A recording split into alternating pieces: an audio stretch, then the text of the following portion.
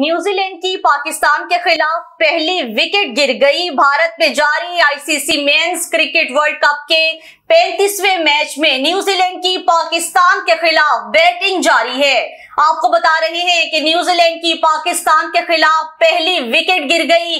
भारत में जारी ICC men's cricket world cup के 35वें मैच में न्यूजीलैंड की पाकिस्तान के खिलाफ बैटिंग जारी है।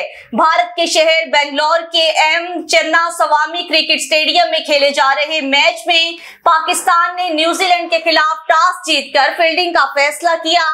ग्रीन शर्ट्स की क़यादत बाबर आजम कर रहे हैं, जबकि ब्लैक कैंपस की कमान केन विलियमसन के हाथों में है। केवीज ने बैटिंग के आगाज पर मोहतात अंदाज अपनाते हुए 7वें ओवर में बगैर किसी नुकसान के 50 रन मुकम्मल किए।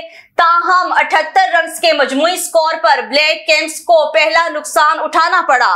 केवी ओपनर डेवन कॉनवे 39 गेंदों पर 35 रन बनाकर हसन अली की गेंद पर मोहम्मद रिजवान को कैच दे बैठे।